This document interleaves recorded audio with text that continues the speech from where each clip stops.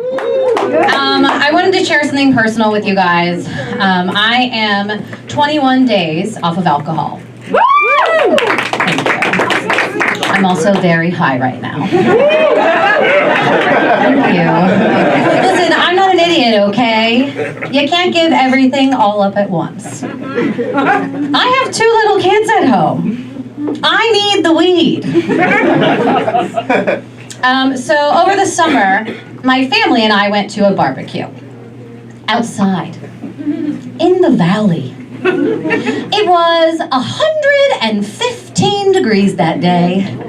In the shade. The hostess didn't have the air conditioning on inside. Because she's a cheap bitch. So when my son had to use the bathroom, she told him he could just pee outside. Because she's also a classy bitch. Now, he's 3 and only recently potty trained. So he didn't know that she meant for him to use a bush. So he just went pee. Right there. On the patio. In front of everyone. And before anyone could yell stop, my daughter, who's 5, jumped right through his stream as if it were a kiddie pool. That was a choice. But I don't want to talk about how disgusting my daughter is. I'd rather talk about how disgusting my husband is. Because everyone seems to think that he's so perfect, and that I am a monster. Any fellow monsters here tonight? Welcome, so many of you, overwhelming. Well, Mr. Perfect has some pretty disgusting habits. He's a big fan of floss toothpicks. But he is not a big fan of throwing them away. I find dirty toothpicks all over my house. Inside the washing machine, on the coffee table, on the bathroom counter, right next to a trash can. He's also got the kids using them now. He's created little toothpick spreading minions. Mr. Perfect is also a fan of Q-tips. Covered in earwax. She guessed it. I know. Are you guys jealous of my life yet? At least I know I'll never have a difficult time getting a DNA sample. Because he leaves pieces of himself all over our house. He also has a nose hair problem.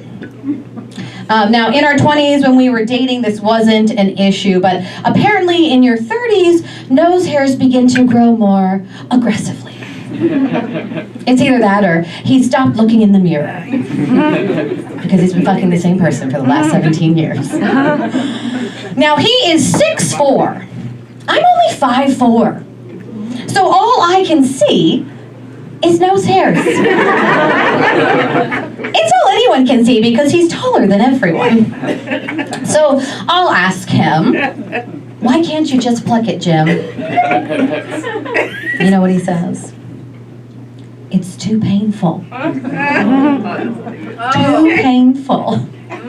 Can you imagine if he was the one who had to push 2 giant skulls out of his tiny vagina?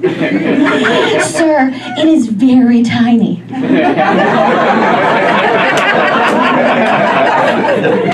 Shit's tight.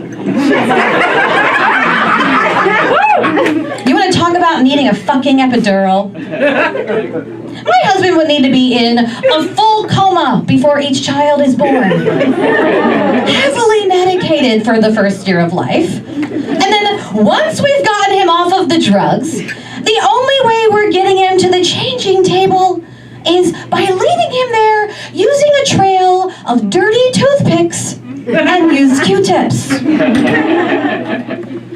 I don't know, I think the only way I can truly fight back is if I start a collection of dirty tampons. And what I'm gonna do is, I'm gonna use those tampons to draw an arrow that points to the trash can. Isn't marriage great? I just think it's so funny how you could want to rub someone's nose in their mess. And then turn around and want to rub it in yours. Because you know I'm still going to go home and fuck his brains out, right? I don't care how disgusting he is. All right, my